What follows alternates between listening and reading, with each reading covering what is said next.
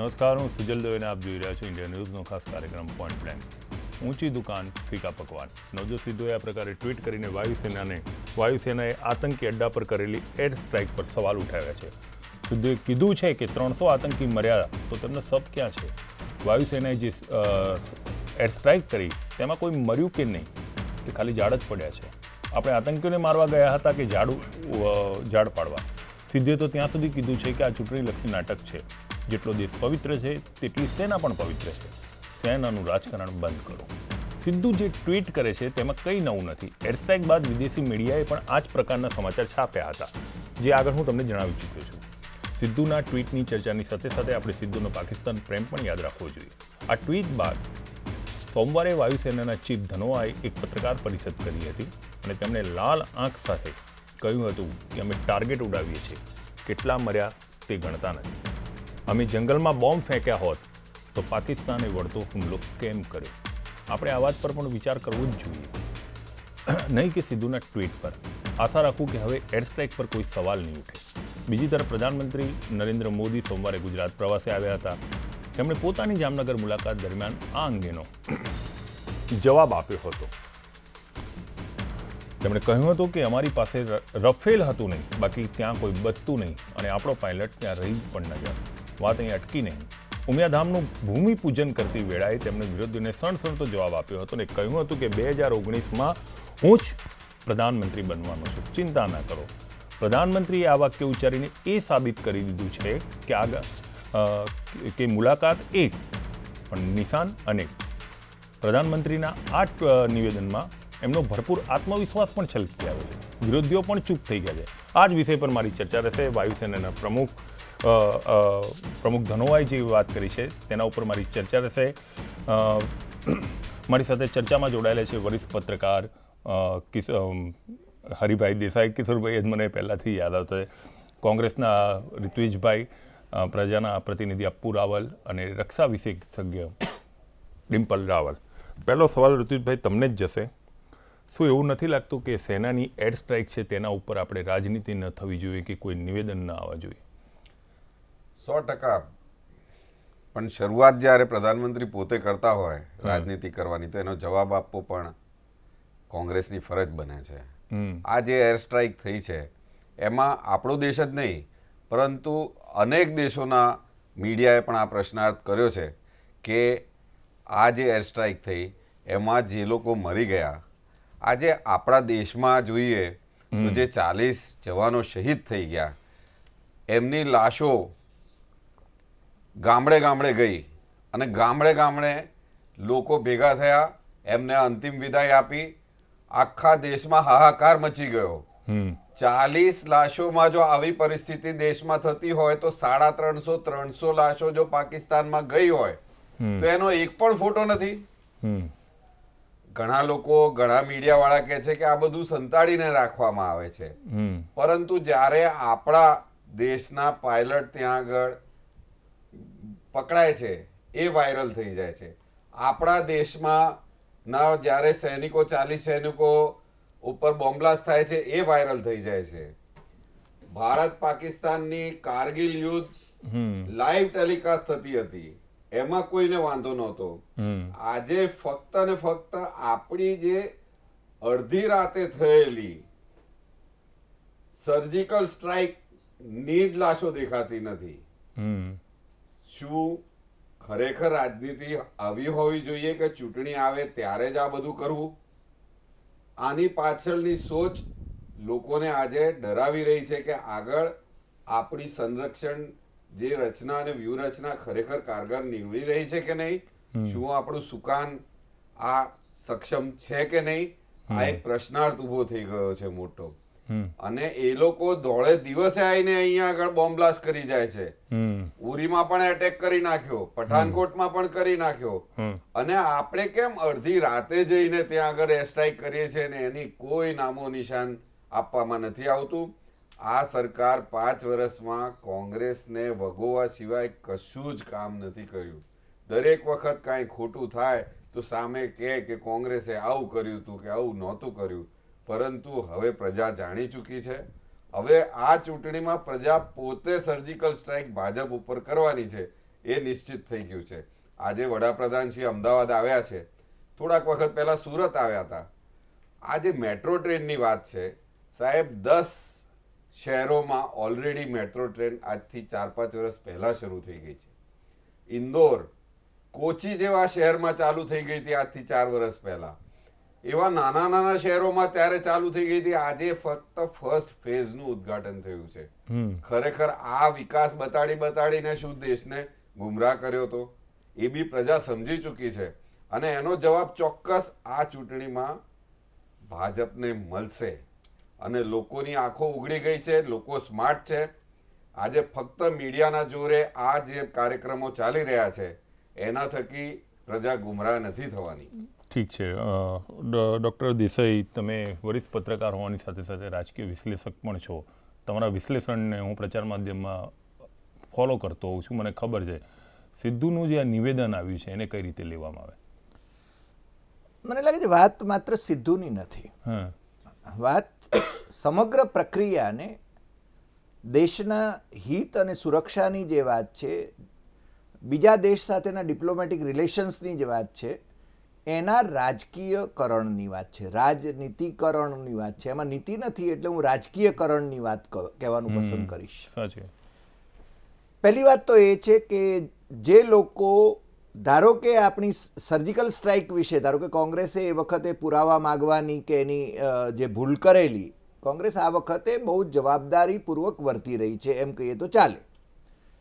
કારણ કે આપણે જેને એક દુશ્મન દેશ સામે સ્ટ્રાઇક કરી છે.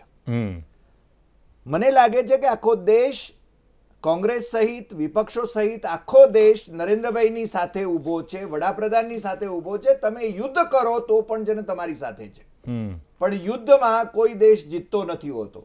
યુદ્ધમાં બંને દેશ હારતા હોય છે, ખાના ખરાબી થતી હોય છે. અને જો અણુબોમ્બનો ઉપયોગ થયો તો મને લાગે છે કે જે એસ્ટિમેટ, જે અંદાજો મુકાયા છે એ પ્રમાણે 1 થી 2 અબજ જેટલા લોકો એ ખતમ થઈ જાય. એટલે એ કક્ષાએ જવાની કોઈ હિંમત કરે નહીં. આ છમકલું થશે, એર સ્ટ્રાઇકનું છમકલું થશે એ ખબર હતી. મને લાગે છે કે આપણે લેખોમાં પણ લખી ગયા હતા, ટીવી ચેનલો ઉપર પણ ચર્ચા થઈ હતી કે ચૂંટણી જેટલી નજીક આવશે એટલે આવું કંઈક ગતકડું નીકળશે. પુલવામામાં હુમલો થયો એનો પ્રતિકાર થવો જોઈએ. અને બીજું, મને લાગે છે કે 5 વર્ષ દરમિયાન જે ઘટનાઓ બની છે, અને તમે જો હોમ મિનિસ્ટ્રીના ફિગર્સ જુઓ તો એ સતત હુમલાઓની સંખ્યા વધતી ગઈ છે. એમાં શહીદ થનારાઓની સંખ્યા પણ વધતી ગઈ છે. એમાં સિવિલિયન્સની શહીદ થનારાઓની સંખ્યા પણ વધતી ગઈ છે. અને સાથે સાથે હું એ પણ કહીશ કે કહેવાતા આતંકવાદીઓ અથવા તો આતંકવાદીઓ જેમને આપણે, જે લોકો આમાં સંડોવાયેલા છે, એ લોકોને મારવાની પણ સંખ્યા વધી છે. સાચી વાત. એટલે આ બાબત વાસ્તવિકતા છે.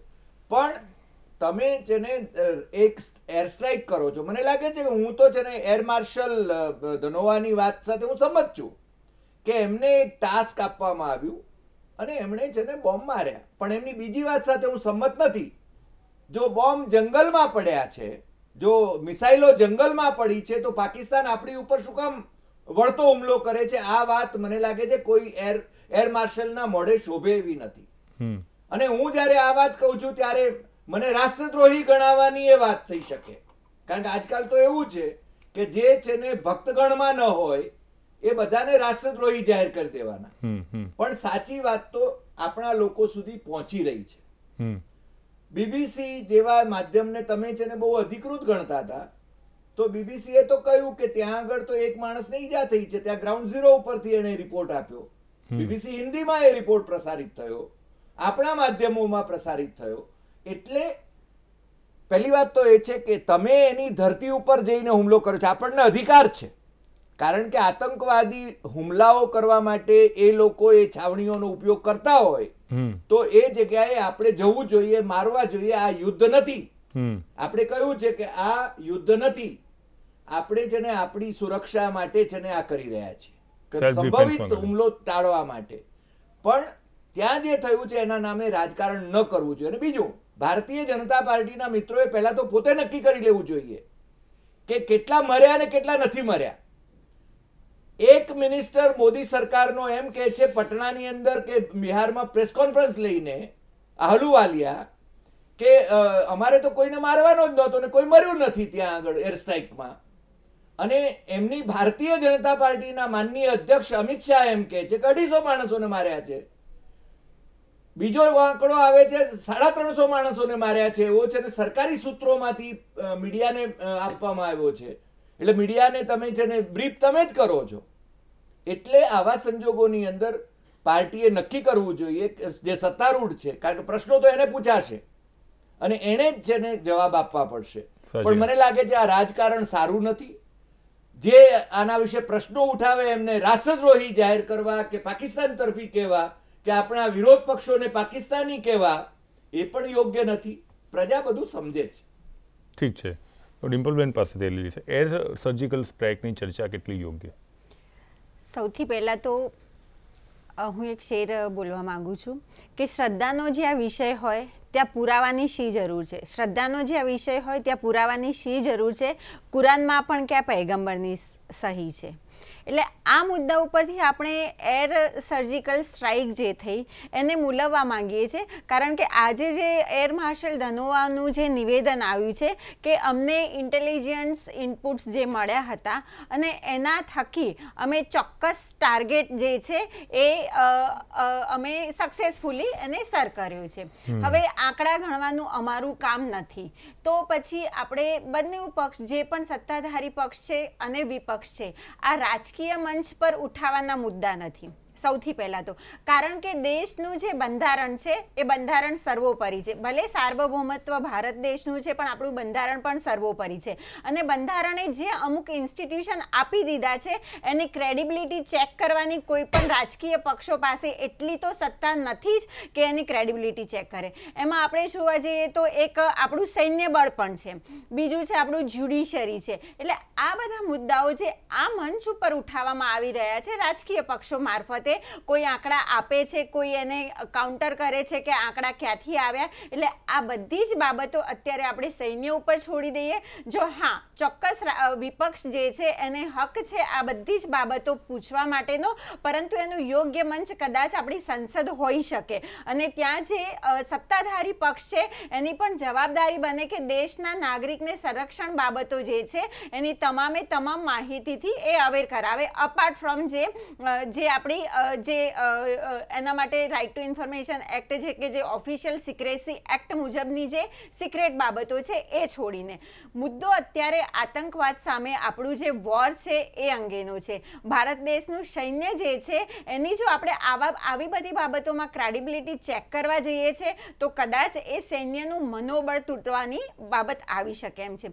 રાજકીય પક્ષો સાથે દેશની જનતા પણ છે, અત્યારે જે સત્તાધારી પક્ષ છે એમને એક જ બાબત જણાવી રહી છે કે આ આતંકવાદ સામેની લડાઈમાં અમે તમારી સાથે છીએ અને એ માટે જે પણ કરી શકવું પડે એ દેશની જનતા અને બધા જ એમની સાથે છે. એટલે મુદ્દો અત્યારે આતંકવાદ સામેની લડતનો છે. મને એવું લાગે છે કદાચ કે આપણે જે આ બધું થઈ રહ્યું છે, જે નિવેદનો બંને પક્ષ તરફથી આવી રહ્યા છે એમાં તો કદાચ આપણા જે પડોશી દેશ છે એ આ જે ગૃહ યુદ્ધ ના કહી શકાય પરંતુ આ રાજકીય યુદ્ધનો કદાચ ફાયદો લઈ શકે એમ છે. બીજું કે ત્યાંની પાર્લિયામેન્ટ જ્યારે અભિનંદનને મુક્ત કરવાની વાત આવે છે અથવા તો શાંતિ મંત્રણા કરવાની વાત આવે છે ત્યારે એકમત થઈને ઇમરાન ખાન સાથે ઊભા રહે છે. આપણે શા માટે ના કરી શકીએ? આપણો દેશ તો આપણે તો માનીએ છીએ કે યુનિટી ઇન ડાયવર્સિટી, અને સાચા અર્થમાં આ યુનિટી ઇન ડાયવર્સિટી બતાવવાનો અત્યારે ખરો સમય છે. અને હું એ વાત સાથે ચોક્કસ સહમત છું દેસાઈ સાહેબની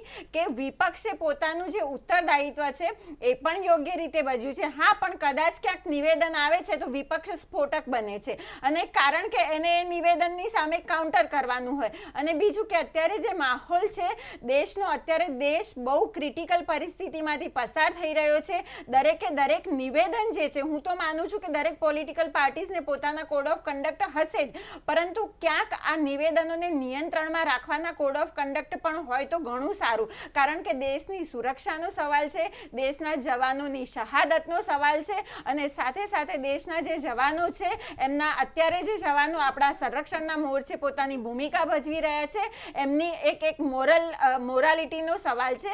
એટલે એટલા માટે થઈને પણ આ નિવેદનો જે છે રાજકીય મંચ ઉપરથી મુદ્દા ઉછાળવામાં આવે છે એના કરતાં આપણે સૈન્યને સબળ એક મેસેજ આપીએ કે અમે તમારી સાથે છીએ, બંને રાજકીય પક્ષો સાથે છે, દેશની જનતા તમારી સાથે છે અને તમે ચોક્કસ આતંકવાદને નાથવા માટે જે પણ પ્રયત્નો કરવા પડે, આવી એર સર્જિકલ સ્ટ્રાઇક કરવી પડે, તમારી પાસે જે ઇન્ટેલિજન્સ ઇનપુટ્સ છે એ માટે થઈને તમારે કોઈ પણ દેશની સરજમીન પર જઈને ત્યાં જઈને આતંકવાદનો સફાયો કરવો પડે તો પણ અમે યુનોમાં તમારો પક્ષ લેવા માટે સબળ નેતૃત્વ.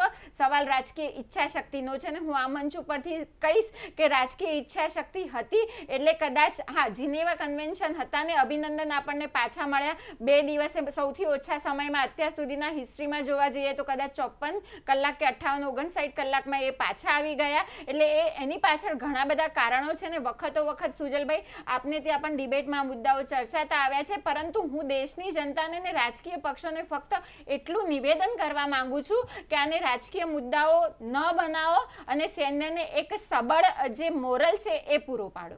ઠીક છે, બહુ સારી વાત કરી છે ડિમ્પલબેને. તો અપુભાઈ હું હવે જાણી લઈશ, એર સ્ટ્રાઇકનું રહસ્ય જ રહેશે. 200 મર્યા, 250 મર્યા, 300 મર્યા, જે એર સ્ટ્રાઇક થી ને એ દિવસે 700-800ની વાતો ચાલી હતી શરૂઆતના કલાકોમાં, કેમ કે એ વખતે એટલું મીડિયા પણ એક્ટિવ નહોતું. જેને જે આંકડા ગોઠવવા હતા એ ગોઠવી દીધા, બરાબર. પછી સાંજ પડતા એ આંકડો 350 આવીને અટકી ગયો હતો. અમિત શાહે પછી એને થોડો ઘટાડીને 250 કીધા. જોકે એ મીડિયાને ધન્યવાદ આપણે દેવા જોઈએ કે આપણે જે આંકડા આવ્યા છે એને તમારા સુધી પહોંચાડ્યા છે. પણ હરિભાઈની એ વાત છે કે મીડિયા તમારી સામે એ જ થાળી પીરસે છે કે જે રાજકીય લોકો તમને આપે છે. એટલે અહીંયા મીડિયાનો વાંક કાઢવા કરતાં એ રાજકીય લોકો જે થાળી પીરસાવે છે એના ઉપર હું ચર્ચા કરવા માગીશ. એ ચર્ચા હું બ્રેક પછી કરીશ, પણ તમારાથી એ જાણીશ કે એર સ્ટ્રાઇકના રહસ્યને લઈને અથવા એર સ્ટ્રાઇકને લઈને દેશની જનતા શું વિચારી રહી છે. દેશની જનતાને જે દિવસે એર સ્ટ્રાઇક થઈ એ દિવસે ખૂબ જ ખુશી મનાવેલી હતી, પરંતુ એ એક્સપેક્ટેડ હતું કે કેમ કે નજીકમાં ઇલેક્શન છે, આ ખુશી ખૂબ જલ્દી રાજકીય થવાની છે અને પછી પાછું સોશિયલ મીડિયા વોર અને રાજકીય મંચો પર વોર શરૂ થવાનું છે. એ એક્સપેક્ટેડ હતું. આ દેશની જનતા હવે આ જાણી ચૂકી છે. હું અહીંયાથી એટલું કહેવા માગું છું, દેસાઈ સાહેબ મારી સાથે એગ્રી થશે, પાકિસ્તાનનો ઇતિહાસ જોઈ લો.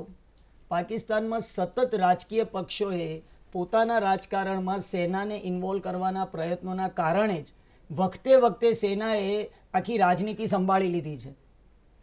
અને એનું કારણ એ જ હતું કે રાજકીય પક્ષોએ સેનાને રાજનીતિમાં ઉપયોગ કર્યો છે અને કદાચ આપણે એની શરૂઆત કરવાની તૈયારીમાં છે. આપણા ત્યાં સેના હંમેશા ઓબિડિયન્ટ ઓર્ડર પ્રમાણે ચાલી છે, પરંતુ સતત સેના CBI આનો જો રાજનીતિ માટે ઉપયોગ થશે તો ક્યારેક એવું થશે કે પાર્લામેન્ટ કરતાં સર્વોપરી થઈ જશે. દેશનું સંવિધાન, આ દેશની લોકશાહી હજી બી મજબૂત છે. એનું કારણ છે દેશનું બંધારણના ઘડવૈયા, એની જે કમિટી હતી એ ત્યાર પછીની પહેલી 2-3 સરકારોએ આપણી અંદર બંધારણના અને લોકશાહીના એવા મૂલ્યો મજબૂત કર્યા છે. એના કારણે જ આ દેશનો આજે લોકશાહી એકદમ પાયો મજબૂત છે. એનું પરિણામ આપણે ભોગવી રહ્યા છે. પરંતુ હાલની પરિસ્થિતિ એવી લાગે છે અને આ પ્રજાની લાગણી છે, એક બુદ્ધિજીવી પ્રજા એવું વિચારે છે કે આ પરિસ્થિતિ છે એ કદાચ બંધારણીય કટોકટી ઊભી કરશે.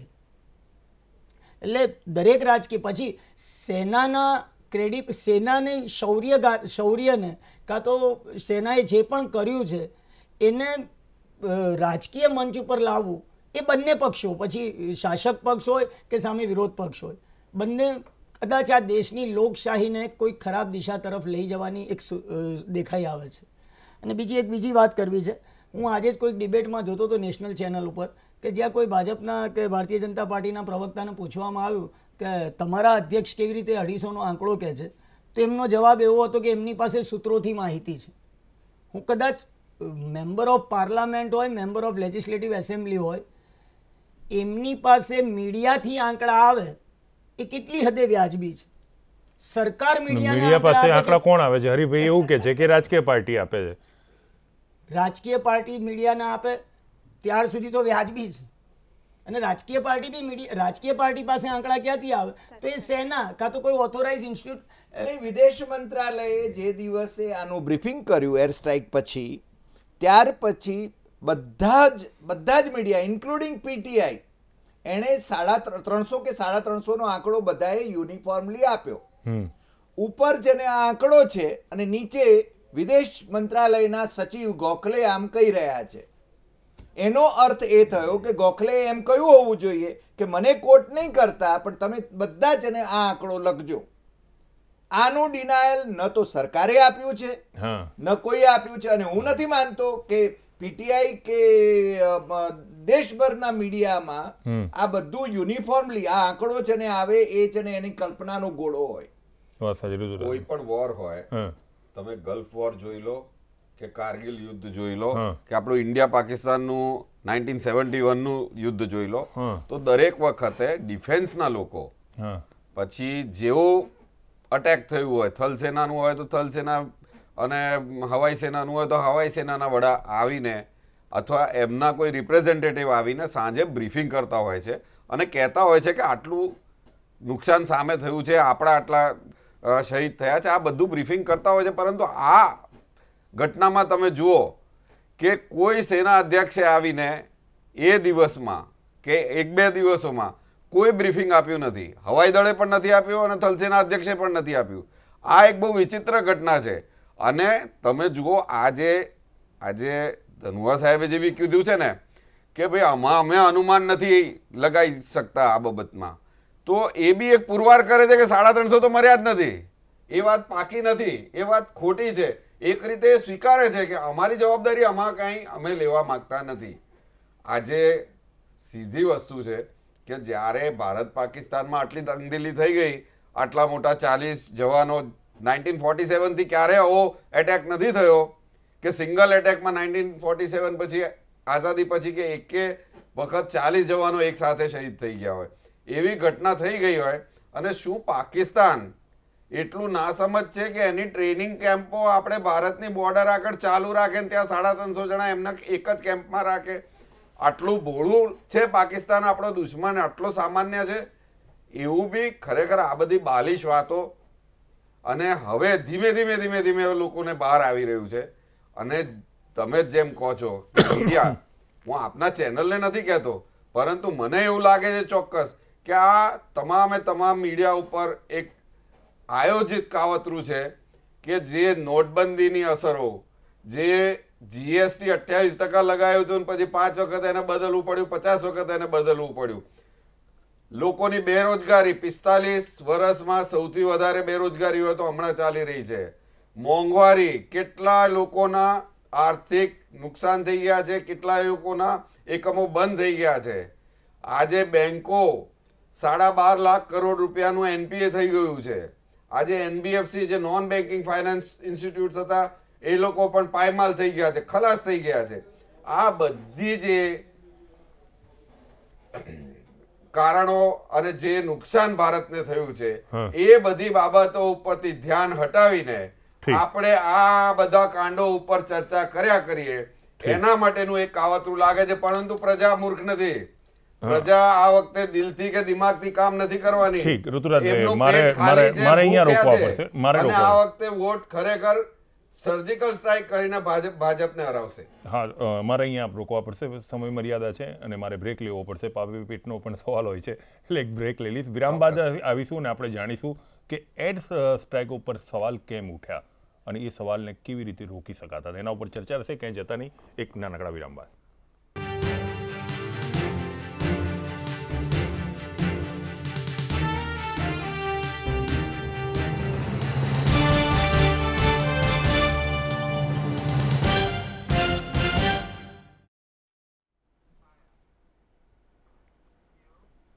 Welcome back.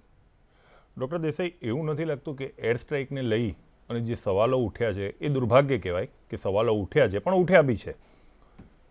જે દિવસે એર સ્ટ્રાઇક થઈ એ દિવસે પાછળથી જેમ ત્રણેય સેનાના વડા આવીને પત્રકારોને સંબોધી ગયા, એ જ દિવસે ગણતરીના કલાકોમાં જ એર માર્શલ દ્વારા એક પત્રકાર પરિષદનું આયોજન કરીને જે સ્ટ્રાઇક કરી છે એની વિગત આપવામાં આવી હોત તો આ મુદ્દો જ ત્યાં કપાઈ ગયા હતો, એવું નથી લાગતું તમને?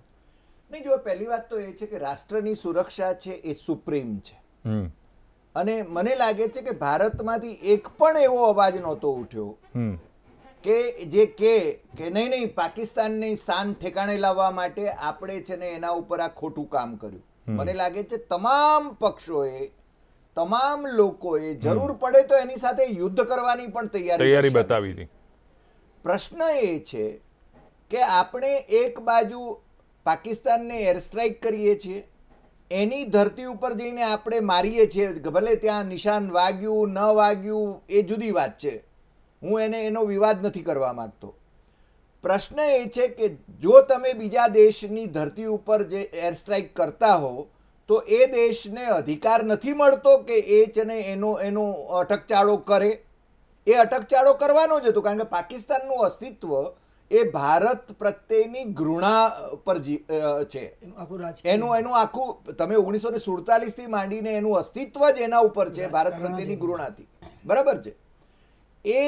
એણે બહુ આગલા દિવસે વોર્નિંગ આપી, અને પછી પણ પાકિસ્તાનની ચેનલોએ અને પાકિસ્તાનની સેનેટ અને નેશનલ એસેમ્બલીના સંયુક્ત સત્રની અંદર એમણે કહ્યું કે અમે તો પહેલા વોર્નિંગ આપી અને પછી જેને ધોળા દાડે અમે જેને ભારતની સરહદમાં ઘૂસ્યા, આપણું એક મિગ તોડી નાખ્યું, એક હેલિકોપ્ટર પણ તૂટ્યું, અને ધારો કે ભાઈ વિંગ કમાન્ડર અભિનંદન એને જેને એ લોકોએ પકડ્યો, એ પ્રિઝનર ઓફ વોર નથી, કારણ કે આપણે બંને દેશો યુદ્ધમાં નથી.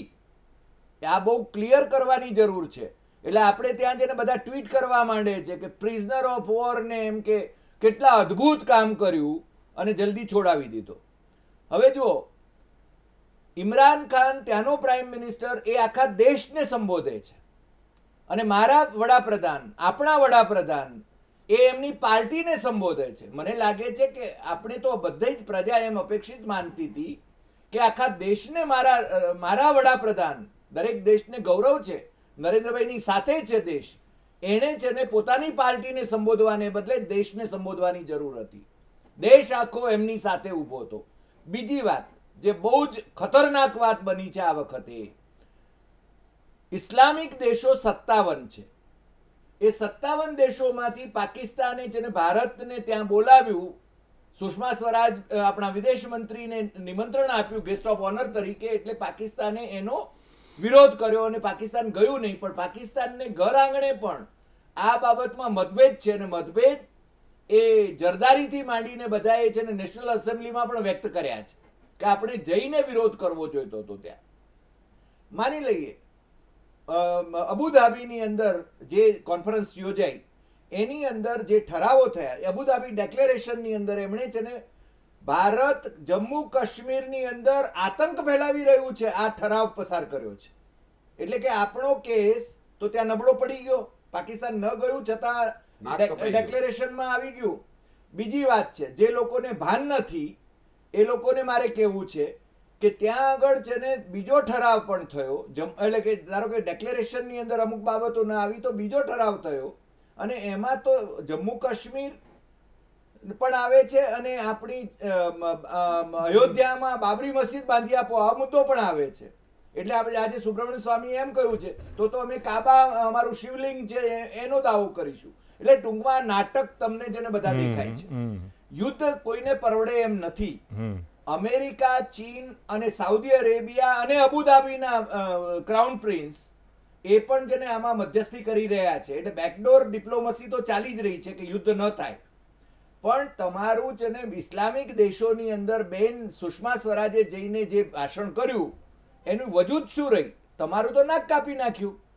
એટલે ખરેખર છે ને આપણે લોકોને સાચી વાત કહેવી જોઈએ. અને બીજી વાત એ છે કે સુરક્ષાની બાબતોમાં કેટલી બાબતો પ્રજાને મૂકવી જોઈએ, પ્રજા સામે મૂકવી જોઈએ. તો એમાં છે ને તમે સરસ શરૂઆતમાં પણ કહ્યું ને મને લાગે છે અપુભાઈએ પણ કહ્યું કે એ બ્રીફિંગ થવું જોઈએ. બ્રીફિંગ કોની આગળ થવું જોઈએ? આપણે ત્યાં જૂની પરંપરા છે કે માનનીય વડાપ્રધાન, જે કોઈ વડાપ્રધાન હોય એ વિપક્ષના જવાબદાર નેતાઓને બોલાવીને ઇન કોન્ફિડન્સ, વિશ્વાસમાં લઈને એમની આગળ પરિસ્થિતિ વર્ણવે, એમને કોન્ફિડન્સમાં લે, આપણા વડાપ્રધાને તો આ બધા એક્શન ને બધા પછી છે ને ધારો કે મીટિંગ બોલાવી એમાં તો એ વખતે તો ઝાંસીમાં ભાષણ કરી રહ્યા હતા અને અહીંયા છે ને ભાઈ રાજનાથસિંહ બધાને મળી રહ્યા હતા. એટલે વડાપ્રધાને તો કોઈ વિપક્ષના નેતાઓને મળવા માટેની ઈચ્છા જ નથી વ્યક્ત કરી. તમે સમજ્યા જ? એનો અર્થ એ થયો કે આપણે વિપક્ષને માત્ર ભાંડવાનું જ કામ કરીએ અને દેશની સુરક્ષાના મુદ્દે મને લાગે છે ત્યાં સુધી ભારતીય જનતા પાર્ટી એકલી જ રાષ્ટ્રવાદી નથી. આપણે ત્યાંનો તમામ રાજકીય પક્ષો એ રાષ્ટ્રવાદી છે ને પ્રજા રાષ્ટ્રવાદી છે. એટલે આપણે છે ને રાષ્ટ્રવાદના સર્ટિફિકેટો વહેંચવાનું હવે જ ન હવે, કારણ કે આ એટલા માટે વહેંચાઈ રહ્યા છે કે માથે ચૂંટણી છે. ઋતુરાજભાઈ, આજે વડાપ્રધાન અમદાવાદમાં છે અને આપણે જોઈએ ગયા થોડા દિવસ પહેલા પણ સુરતમાં આવ્યા હતા અને ત્યાં પણ એક હોસ્પિટલનું ખાતમુહૂર્ત કર્યું. આજે પણ કંઈક હોસ્પિટલનું ખાતમુહૂર્ત કર્યું. આખા દેશમાં તમે જો વડાપ્રધાન જાય છે તો હવે ખાતમુહૂર્ત કરે છે. સરકારને હવે 2 મહિના રહ્યા નથી, ઉદ્ઘાટન કરવાનો સમય આવી ગયો છે. હવે કોઈ 5 વર્ષમાં કરેલા કામનું ઉદ્ઘાટન થવું જોઈએ તો હવે ખાતમુહૂર્ત કરતા ફરે છે. આ જ એક બતાવે છે કે ખરેખર આ સરકારે 5 વર્ષમાં કંઈ જ નથી કર્યું. બીજી વાત એ છે કે આ આખો મુદ્દો જે છે એને સરકાર એન્કેશ કરવા માંગે છે, રોકડી કરવા માંગે છે. વડાપ્રધાન સુરક્ષાના મુદ્દાને પોલિટિસાઇઝ કરે છે અને પોતાની સભાઓમાં કહે છે કે આ અમે કર્યું, આ કર્યું, તે કર્યું, અને તરત જ એના પછી કહે છે કે વિપક્ષે આ કર્યું, કોંગ્રેસે આ કર્યું, આ ના કર્યું, રાફેલ હોતા આમ થાત. તમને શું તમારી સેના ઉપર વિશ્વાસ નથી આજની તારીખમાં કે રાફેલ હોય કે ના હોય એ પાકિસ્તાનને પહોંચી વળે? આવી વાત જ કઈ રીતે કરી શકાય? બીજું, આજે એક વાત કરી વડાપ્રધાને કે હું આવતા ઇલેક્શનમાં 2019 પછી પણ હું વડાપ્રધાન રહેવાનો છું. આ વાક્ય અસંવૈધાનિક છે. કોઈ દિવસ પણ ચૂંટણીમાં શું નિર્ણય આવશે આ એમની પાર્ટીથી પણ ઉપર થઈ ગયા. પાર્ટીએ બી જ્યારે જીત્યા પછી આત્મવિશ્વાસથી ભરપૂર પણ કહી શકાય. આત્મવિશ્વાસ આવો ના હોવો જોઈએ કે આ આત્મવિશ્વાસ નથી, આ અહમ છે.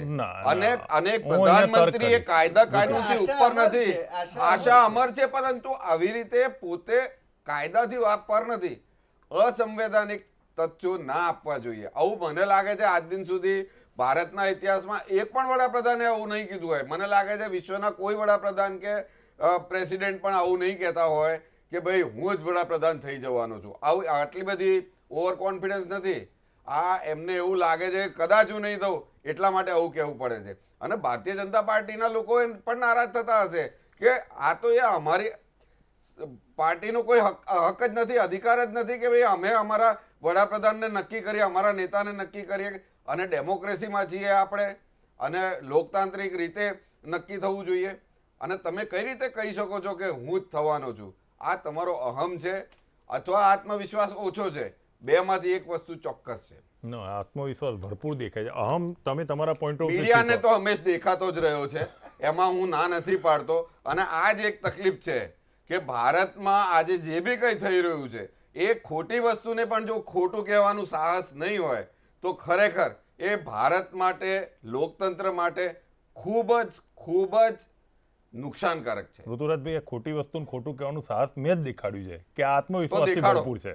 આત્મવિશ્વાસથી ભરપૂર છે. હું એમ કહી આ અસંવૈધાનિક છે એ તો તમારે સ્વીકારવું જ રહ્યું. તમે કોઈ પણ સંવૈધાનિક નિષ્ણાતને પૂછી જુઓ કે આ એક વડાપ્રધાનને શોભે એવી વાત છે ખરી? ઠીક છે, તો આપણે હરિભાઈનો અભિપ્રાય લઈ લઈએ. હરિભાઈ. નહીં, એટલે હું તો એમ કહું કે એમને કંઈ પણ કહેવાનો અધિકાર છે, કારણ કે લોકશાહીમાં આપણે જીવીએ છીએ. પણ દરેક સરકારી કાર્યક્રમને ચૂંટણી પ્રચારની સભા બનાવી દેવી એ માનનીય નરેન્દ્ર મોદી મુખ્યમંત્રી થયા ત્યારથી એમણે આ પરંપરા સ્થાપિત કરી છે. મને લાગે છે કે અટલજીના વખતમાં પણ આવું નહોતું. ઠીક છે, અપુભાઈ કઈ રીતે લે છે? પહેલું તો રાષ્ટ્રવાદની વ્યાખ્યા છે ને જે વર્ષોથી ચાલે છે એ જ રાખીએ તો સારું, એને બદલવાની જરૂર નથી. આ દેશનો દરેક નાગરિક જ્યારથી સ્કૂલમાં જાય છે ત્યારે જ એને રાષ્ટ્રવાદની વ્યાખ્યા, હું ભારતનો નાગરિક છું, ભારત મારો દેશ છે. કદાચ એ વાત અલગ છે કે સમજતા સમજતા એને 50 વર્ષ થઈ જાય છે, પણ રાષ્ટ્રવાદી બધા જ છે. બીજી એક વાત હું આ કોંગ્રેસના મિત્રને બી કહેવા માગું છું, જો શાસક પક્ષ એર સ્ટ્રાઇકને એનકેશ કરતી હોય તો એર સ્ટ્રાઇક પહેલાના જે તમારા મુદ્દા હતા એ તમે કેમ છોડી દીધા છે? તમે આજે બી નહીં, મેં આજે બી એ જ વાતો છેલ્લા કરી છે. હા એ મને આજે આજે જ દેખાયું છે. બધાય વાતો કરી જ મને આજે છે, દેખાયું પરંતુ છે. જ્યારે એર પણ સ્ટ્રાઇક ની પ્રજા વાત સુધી- થતી હોય તો એનો પણ જવાબ આપવો અમારી ફરજ થાય છે. અને તમે જુઓ એર સ્ટ્રાઇક આ થયું ત્યારે કોંગ્રેસે કીધું કે અમે સરકારના પક્ષે છીએ, સરકાર જે કરશે, વડાપ્રધાન જે નિર્ણય કરશે એમની જોડે અમે છીએ. આજે હરિભાઈએ બહુ સારી વાત કરી કે વિપક્ષને બ્રીફિંગ બી ઇન્દિરા ગાંધી બી આપતા હતા, વાજપેયીજી બી આપતા હતા, કેમ વડાપ્રધાન શ્રી નથી આપતા? શું આપણે લોકતંત્રમાં નથી જીવી રહ્યા? એ અધિકાર છે, લોકોનો પણ અધિકાર છે, પબ્લિકનો પણ, વિપક્ષનો પણ અધિકાર છે અને આખા દેશનો અધિકાર છે કે રાઈટ બ્રીફિંગ થવું જોઈએ. ઇન્દિરા ગાંધી અને વાજપેયીજીની કમ્પેરિઝન હાલના રાજકીય નેતાઓ સાથે થઈ શકે એમ નથી. જો વાજપેયીજી 1971ના વોર પછી ઇન્દિરાજીને દુર્ગાનું વિરુદ્ધ આપતા હોય તો વિરોધ પક્ષના નેતાને યુનોમાં મોકલવાનું શાસક પક્ષની હિંમત કો બહુ સરસ, બહુ સરસ, તો અદ્ભુત. એટલે એ નેતાઓ સાથે કમ્પેરિઝન થાય એમ જ નથી. ભાજપ કરી રહી છે, આજે પણ નહીં, કરી રહી ભાજપ છે. હોય કે કોંગ્રેસ હોય, હું પ્રજાના પ્રતિનિધિ તરીકે તમને એટલું કહીશ, તમારું કામ જો તમે વિરોધ પક્ષમાં છો તો જે ખરેખર મુદ્દા છે અમે મુદ્દાની જ વાત કરીએ છીએ. એ તમે મુદ્દા મીડિયાથી નહીં, હવે પ્રજા સુધી પહોંચાડવા જોઈએ અને એ પહોંચશે કોંગ્રેસ તો દિવસ air રાત strike- અથાગ મહેનત કરી રહ્યું છે, ગામડે ગામડે મહેનત કરી રહ્યું તેનું છે, પરિણામ શહેર બી મળશે. કરી- અને તમે એનું પરિણામ જુઓ. આ 5 રાજ્યોમાં ભાજપની ભૂંડી હાર થઈ ગઈ છે. આજે છત્તીસગઢમાં શું હાલત થઈ, આજે રાજસ્થાનમાં પણ કોંગ્રેસે સરકાર બનાવી, આજે મધ્યપ્રદેશમાં પણ કોંગ્રેસે સરકાર બનાવી. આ ત્રણેય જગ્યાઓ ઉપર બહુ સરસ જીત મેળવી છે અને મને તો ચોક્કસ વિશ્વાસ છે આ થોડાક સમય માટે આ લોકોને ગુમરાહ કરવાનો પ્રયાસ ચોક્કસ બધા મીડિયાએ કરેલો છે, પરંતુ પ્રજા જાગૃત છે. કઈ રીતે કરશે? ના, એટલે ના, ખરેખર આ 350 નો જે આંકડો આવ્યો છે, હા. મેં તો જોયું છે એક સાહેબ મિનિટ, કે ઉભા રહો. હું આપના પર્ટિક્યુલર ચેનલને નથી કહેતો, પરંતુ એન્કર પોતે મિલિટરીનો ડ્રેસ પહેરીને ત્યાં આગળ જાણે, અરે સાહેબ તમારે આટલો શોખ હોય તો કેમ તમે બોર્ડર ઉપર નથી જતા? નહીં, પણ મિલિટરીમાં કેમ? અમે તો આ war રીતે correspondent આ તરીકે war જઈએ તો army નો dress અને અમે પહેરીએ જ બીજી છીએ. એક વોર જે સહન કરી રહ્યા છીએ કોંગ્રેસના મિત્રો, એ વોટ્સએપ વોર છે. આજે તમે એક વસ્તુનો પ્રશ્ન ઉઠાવો તો તમે દ્વેષદ્રોહી થઈ જાઓ છો. ઋતુરાજભાઈ, ખાલી તમે- પ્રશ્ન ઉઠાવો બી ગુનો છે આ દેશમાં. ઋતુરાજભાઈ, હું એક વિનમ્રતાથી આપને અપીલ કરું, શક્ય હોય તો મારા કાર્યક્રમમાં આવજો અને નિયમિતપણે આવતા જતા ચોક્કસ રહેજો. તમે બોલાવશો આપ જે- તો જ આવીશ. ના, ના, અરે પરંતુ હું મારો- સાચું ચોક્કસ બોલીશ. હું સત્ય તમને ચોક્કસ બોલીશ. તમે બોલાવશો તો આવીશ, નહીં બોલાવો તો કઈ નહીં, પરંતુ સત્ય બોલવાનો મારો અધિકાર છે અને મારી પાર્ટીનો હું ખરેખર એક સૈનિક છું અને મને જે લાગે છે એ કહીશ. મને કોઈ રોકવા વાળું કે કોઈ સલાહ આપવાની જરૂર નથી આ બાબતમાં. મહેરબાની કરશો. હું ઋતુરાજભાઈ બીજું કહું છું, તમે જે મુદ્દાઓની ચર્ચા અત્યારે કરો છો ને એ છેલ્લા એક અઠવાડિયામાં આ જ મંચ ઉપરથી આ જ કાર્યક્રમમાં હું ચર્ચાઈ ગઈ. વ્યક્તિગત રીતે આપને નથી કહી ના, ના, રહ્યો. તમે મીડિયા સમજો. પરંતુ આજે જે થઈ રહ્યું છે એ હું- મીડિયા થકી જ થઈ રહ્યું હજુ- છે. હજુ આપણે- આ 350 નો આંકડો જે આવ્યો છે એ મીડિયા થકી જ આવ્યો છે અને આજે આટલા દિવસ રહીને આ મીડિયામાં વાત બહાર આવે છે કે આની ઉપર બી પ્રશ્નાર્થ છે. આજે હરિભાઈએ બહુ સારું કીધું કે આ અલુવાલિયાજીએ તો એમ કીધું કે કોઈ મર્યું જ નથી. પણ એ 350 નો આંકડો કેવી રીતે આવ્યો છે એ બી એ બોલ્યા છે. હા, એ હવે બોલ્યા છે. હા. પણ જે 3 દિવસ ચાલ્યું હા, એ કેવું હતું તમે વિચાર કરી જો. અમારા એક કોંગ્રેસી તરીકે અમે લોકો એ જોઈને અમારી પરિસ્થિતિ શું થાય અને શું કોઈ અવાજ બી ઉઠાઈ શકે છે આવી પરિસ્થિતિમાં? સાહેબ, એ બી તો વિચાર કરો. જો સહેજ બી તમે બોલો તો તમે દેશદ્રોહી થઈ જાઓ છો. એ બી એક બહુ આ જ વસ્તુ ગઈ વખત પણ થઈ હતી જ્યારે ઉરીકાંડ થયું અને કોંગ્રેસે સહેજ પ્રશ્ન ઉઠાયો તો તમામ લોકોએ એમને દેશદ્રોહી તરીકે 350 નો આંકડો આવ્યો ના આવ્યો બધી વાત અલગ છે. એક વાતનું ગૌરવ બધાએ લીધું છે, એ વિરોધ પક્ષ હોય શાસક પક્ષ હોય, કે કદાચ ભારતના ઇતિહાસમાં પહેલીવાર ભારતના 12 વિમાનો અંદર ગયા છે, પાકિસ્તાનનું એક ટાર્ગેટ એચીવ કર્યું છે, પછી એ ટાર્ગેટ સક્સેસ છે નથી છે એ ચર્ચાનો વિષય છે નહીં. હું અહીંયા કેમ નથી ટાર્ગેટ એચીવ ના થાય ચર્ચાનો વિષય નથી? તમે હાઉ કેન યુ અરે ગેટ ચર્ચાનો વિષય એ જ છે. તમારો જો ચર્ચા એક તમે મિનિટ. ખાલી બોર્ડર ઉપર જાઓ છો અને લોકો એમ કહો તમારો છો કે ઋતુરાજભાઈ, 350 જણા મરી ગયા છે તો ઋતુરાજભાઈ, વિષય હોવો જ જોઈએ. તમારો તમે જે ચર્ચાનો- ટાર્ગેટની વાત કરો છો ને એમાં ધનોવા સાહેબે જે પ્રેસ બ્રીફિંગ કરીને એના ઉપર તો તમારે માનવું જ પડે છે. એમણે ચોખ્ખું કીધું છે કે નુકસાન માપવા અમે નથી ગયા, અમને આ ટાર્ગેટ ચોક્કસ એ જ કહું છું. પરંતુ એ જ શાસક એટલે નથી પક્ષ શું કહે થયું એ છે કે પણ નથી 350 જણા કહી મરી ગયા તમને છે. એ જ જો આપણે કહેવાનું. જો હા, આપણે એટલે એ જ વાત છે. તમે મારી વાત બોલવા દો પૂરી તમે. છે. ચર્ચાનો વિષય એ ના હોવો જોઈએ કે ટાર્ગેટ સક્સેસ ગયો છે કે નહીં. તમારો ચર્ચાનો વિષય એવો હોવો જોઈએ કે તમારો શાસક પક્ષ આને એનકેશ કરે છે.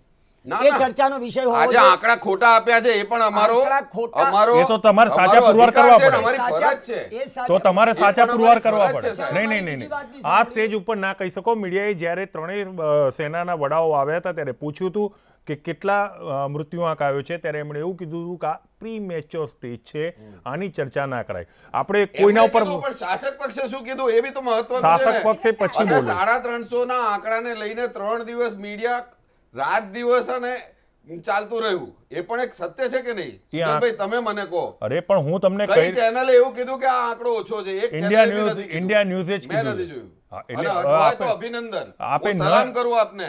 આવું મીડિયા હોય સલામ તો માટે ખરેખર નથી. સલામ કરું. ઇન્ડિયા ન્યૂઝ સલામ લેવા માટે નથી ના, બેઠું. હું ઇન્ડિયા આપું. ન્યૂઝ સાચી વાત મૂકવા ખરેખર માટે. ખૂબ જ બહુ બ્રેવરીનું કામ કર્યું છે જો તમે કહેતા હો તો. ઋતુરાજભાઈ, રાજકીય મંચ ઉપરથી આ આંકડા બોલવા વાળા પણ ભૂલમાં છે અને કદાચ મીડિયા અને સોશિયલ મીડિયા પર આ આંકડા માંગવા વાળા બી ભૂલમાં છે. દેસાઈ સરે એકદમ સાચી વાત કીધી છે. આ આંકડા માંગવાનું માધ્યમ સોશિયલ મીડિયા કે મીડિયા ન હોઈ શકે, એ સંસદ હોઈ શકે ને સંસદનું સત્ર ન ચાલુ હોય તો એમને કીધું એ પ્રમાણે સર્વદલીય બેઠક થાય જ્યાં વડાપ્રધાન શ્રી કાં તો સેનાનો કોઈ પણ ચીફ આનું બ્રીફિંગ કરે અને પછી આ મીડિયા સુધી પહોંચે. પણ એમાં વિરોધ પક્ષ અને શાસક પક્ષ બંને ભૂલ કરી છે અને એ પ્રજા જોઈ રહી છે.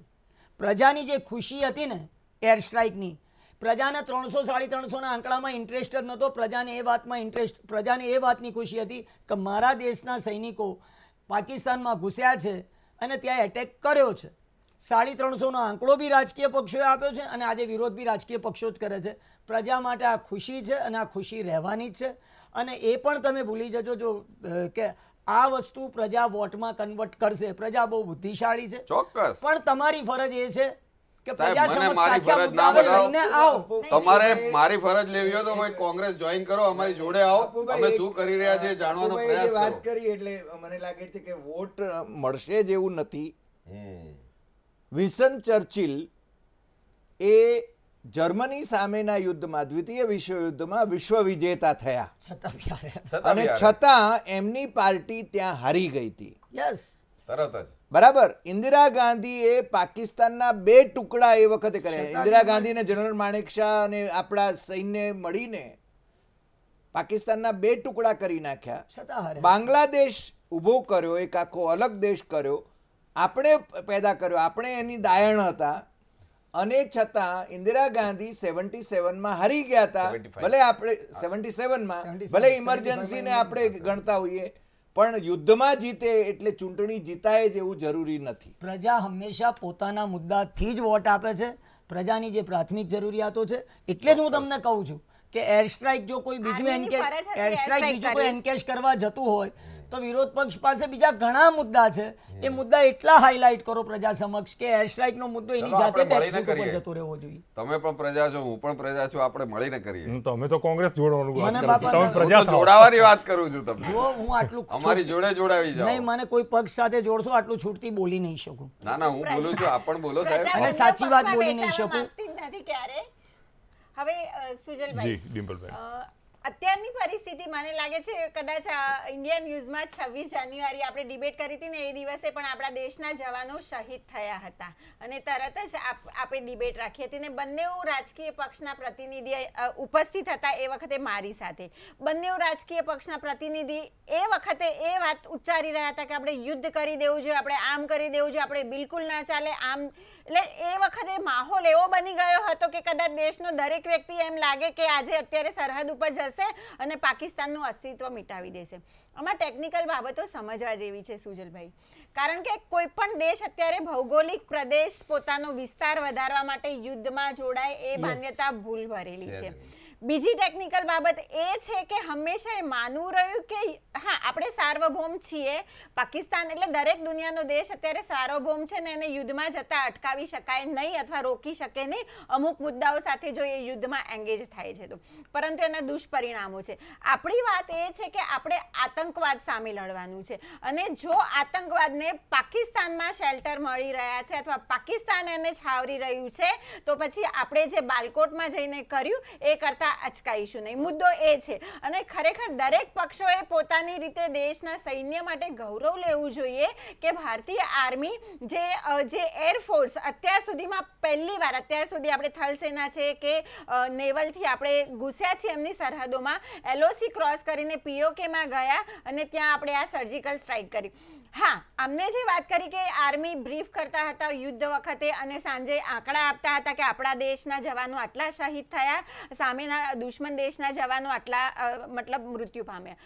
હવે એ 1 to 1 એટલે કે દેશની દેશ સાથેની લડાઈ હતી. અહીંયા દેશની આતંકવાદ સામેની લડાઈ છે એટલે આપણને પણ એક્ઝેક્ટ આંકડા મળવા મુશ્કેલ છે. કોઈ પણ રાજકીય પક્ષ એ કહેતો હોય કે આટલા મરી ગયા એટલે કે ત્યાંથી અમે આટલાને મતલબ ખાત્મો કર્યો તો કદાચ એ ભૂલ ભરેલું છે. એમના ઇનપુટ્સ જો કોઈ હોય તો એ ઇનપુટ્સ ચોક્કસ એમને મીડિયા, કેમ કે આ બધી જ બાબતો સૌથી પહેલા ઓથેન્ટિસિટી હોવી જોઈએ. કોઈ સ્ટેટમેન્ટ પોલિટિકલ પક્ષો જે છે એ તો બહુ જવાબદારીપૂર્વક એમને આપવા જોઈએ. એમના સ્ટેટમેન્ટ જે છે ક્યારે હાફેઝેડ ના હોઈ શકે. દેશની પ્રજાને જે છે એ પ્રજા કદાચ, હું તો એમ કહું છું કે છેતરવાનું કામ કરી રહ્યા છે જે પણ પક્ષો, અને બીજા પક્ષો એ જ મુદ્દે કે ભાઈ કશું નથી થયું અને તમે આવો આંકડો, તો બંને પક્ષે પોતાની રીતે એને જસ્ટિફિકેશન આપવું જોઈએ કે ભાઈ આટલા મૃત્યુ આંક થયો છે, બીજા જો કહે છે કે નથી થયો તો એનું જસ્ટિફિકેશન એમની પાસે આવું. આ જે વોર ચાલી રહ્યું છે, શાબ્દિક યુદ્ધ જે ચાલી રહ્યું છે, એમાં ખરેખર દેશની જનતાનો જે ઉમંગ હતો, જે ઉમળકો હતો કે આતંકવાદ સામેની લડાઈમાં ભારતની જે ડિપ્લોમેસી પોલિસી હતી એ ક્યાંક સફળ જતી લાગતી હતી અને અચાનક આપણને એમ થયું કે દેશની જનતાએ આ જ જોવાનું રહ્યું છે કે રાજકીય યુદ્ધ જ આપણે જોવાનું રહ્યું છે. આપણે આપણા મુદ્દાથી કદાચ પક્ષો પણ હટી રહ્યા છે. આતંકવાદ સામેની લડાઈ, હા હું એ વાત સાથે એગ્રી કરું છું કે સર્વદલીય બેઠક બોલાવવી જોઈએ જે પણ વડાપ્રધાન શ્રી છે અને બેઠકમાં એમને પણ વિશ્વાસમાં લઈને પક્ષોને જાણ કરવી જોઈએ કે આવું થયું. હરિભાઈ દેસાઈ સાહેબ સાથે સાહેબે વાત કરી છે સુષ્મા સ્વરાજની. હું તો એવું માનું છું કે પાકિસ્તાને બોયકોટ કરીને પણ પોતાનો મુદ્દો મૂકી દીધો એને અબુધાબીમાં કે ભાઈ આપણા દેશના ઇન્ટરનલ મુદ્દાઓ જે છે, હા યુનો જે બંધારણીય બોડી છે એની સમક્ષ ચર્ચાવા જોઈએ. જમ્મુ કાશ્મીર દેશનો ભારત એમાં ટેરર ફેલાવી રહ્યું છે કે નહીં, તમે અહીંયા આવીને જુઓ, તમને એકચ્યુઅલ પરિસ્થિતિનો ખ્યાલ આવે. એની માટે તમારી પાસે સ્ટ્રોંગ ઇનપુટ હોવા જોઈએ. ભારતમાં 18 કરોડ લઘુમતી વસી રહ્યા છે અને કદાચ હું એવું માનું છું કે એટલા માટે જ આપણે 50 વર્ષથી આજે OSI છે એના મેમ્બર, ઓર્ગેનાઇઝેશન ઓફ ઇસ્લામિક જે કોઓપરેશન છે એના મેમ્બર બનવાની માંગણી કરી રહ્યા છે કે આપણે એમના હિત માટે થઈને મુદ્દા યોગ્ય મંચ ઉપર લાવી શકે. પણ જો આપણા સુષ્મા સ્વરાજ ત્યાં ગેસ્ટ ઓફ ઓનર, એટલે આ તો કેવું છે કે આપણને એક મતલબ કે કદાચ ન બોલી શકાય પરંતુ આપણને ગેસ્ટ ઓફ ઓનર આપીને આપણા કાંડા કાપી લીધા. એટલે આ બાબત જો થતી હોય તો હા એમાં ઇન્ટરનેશનલ ડિપ્લોમેસી આપણી જે છે દેશના જે શાસક પક્ષ જે છે એને ઇન્ટરફિયરન્સ કરવું જોઈએ અને અમારા મુદ્દા છે અમે સેટલ કરવા માટે સક્ષમ છીએ. હા, પણ જ્યારે આવી કોઈ મુદ્દો આવે છે આતંકવાદ માટેનો તો ચોક્કસ એમાં વિપક્ષ પણ સાથે છે. હું સાહેબની પરવાનગી લઈને જ વાત કરી રહી છું ને અત્યાર સુધીનો જે મેં આ સિનારીઓ દેખ્યો એના ઉપરથી આઈ કેન એનાલાઇઝ કે ભાઈ વિપક્ષે પણ એમને ખભો મિલાવ્યો છે, દેશની જનતા પણ એમને સાથે જ છે અને મુદ્દો દેશ પાકિસ્તાન સાથે યુદ્ધ કરવાનો નથી કેમ કે એ પણ વેપનાઇઝ ઓટોમિક કન્ટ્રી છે. ભારત પાસે પણ છે ને દુષ્પરિણામો આપણે જોઈએ છે અને ઇન્ટરનેશનલ હ્યુમેનિટેરિયન લોઝ જે છે એ મીન્સ ઓફ વોરફેર રિસ્ટ્રિક્ટ કરવાની વાત કરે છે ડ્યુરિંગ આર્મ કોન્ફ્લિક્ટ. અહીંયા એવી વાત થઈ, સાહેબે વાત કરી હતી કે પ્રિઝનર ઓફ વોર ડિક્લેર નથી કર્યું. જીનેવા કન્વેન્શન તો એમ કહે છે કે પ્રિઝનર ઓફ વોર ના હોય, પરંતુ જો દુશ્મન એની સાથે તણાવ ભર્યા સંબંધો છે ને એ દેશનો કોઈ પણ આર્મી વ્યક્તિ, આર્મી જે છે ત્યાં જાય છે તો પણ એની સાથે બહુ જ સૌહાર્દપૂર્વક વર્તન કરવું જોઈએ. સિવિલિયન હશે એમને પણ પ્રોટેક્શન મળ્યું છે એટલે આપણે અભિનંદનને પાછો પણ લાવી શકીએ. પણ મારી એક જ વિનંતી છે બંને રાજકીય પક્ષોને કે આ જે આતંકવાદના મુદ્દે અને આપણા જવાનો જે શહીદ થયા છે એમના મુદ્દે આપણે ક્યારે રાજકીય મંચનો આશરો ન લેવો જોઈએ. આ જ મારો છેલ્લો સવાલ રહેશે. તમે તમારો જવાબ આપી જ દીધો છે. હું આપને પણ બોલવાની તક આપું છું. મારે સમય મર્યાદા. પહેલી વસ્તુ તો સુજલભાઈ, કોઈ વ્યક્તિગત ચેનલ ઉપર મારો પ્રહાર નથી. જનરલાઇઝ એક વાત છે, એટલે ખોટું ના લગાડતા. સ્વાભાવિક છે. બીજી વસ્તુ એ છે કે આ સરકાર જ્યારથી બની ત્યારથી તમે જુઓ કે ભાઈ 100 સ્માર્ટ સિટી બની જશે, આજે મોંઘવારી ઓછી થઈ જશે, આજે વાતો એવી બી થઈ ગઈ કે આ નોટબંધી આવી ત્યારે ચોક્કસ રીતે કીધું હતું કે એમાં 4 કારણો આપ્યા હતા. એમાં એક કારણ એ બી હતું કે આનાથી આતંકવાદ ઓછો થશે. અને 15 લાખની તો વાત જ ના જવા દઈએ, કારણ કે અમિતભાઈએ તો પછી સ્વીકારી લીધું કે એ તો એક જુમલા થા. મને લાગે છે આજે 250નો આંકડો આપ્યો છે, થોડાક વખત પછી એ બી આવશે કે આ 250 કા આંકડા બી જુમલા થા. એટલે આ બધી વસ્તુઓ ખરેખર આ સરકાર વિશ્વસનીયતા ગુમાવી ચૂકી છે. અને સૌથી પીડાદાયક વાત ખરેખર કોંગ્રેસ માટે પણ એ છે કે સુરક્ષાની બાબતમાં જો વિશ્વસનીયતા ભારત ગુમાવશે તો ખરેખર બહુ નુકસાનકારક છે. ઠીક છે, મારો છેલ્લો સવાલ આ જ છે. હરિભાઈ અને અપ્પુભાઈને લીસ્ટ તમે બંને જવાબ આપી જ દીધો છે. એટલે ભવિષ્યની અંદર સેનાની કોઈ પણ કાર્યવાહી ઉપર કોઈ પણ જાતનો પ્રશ્ન ના ઊભો થાય એના માટે શું પગલાં લેવા જોઈએ? આપનો પહેલો અભિપ્રાય લઈશ. અપ્પુભાઈથી હું વિરામ આપીશ. જી, મને એવું લાગે છે કે આપણી લશ્કરી દળોનું આપણને ગૌરવ છે અને દેશની સુરક્ષાની બાબતમાં એ જે કામ કરી રહ્યા છે એના માટે આપણે એમના આભારી છીએ.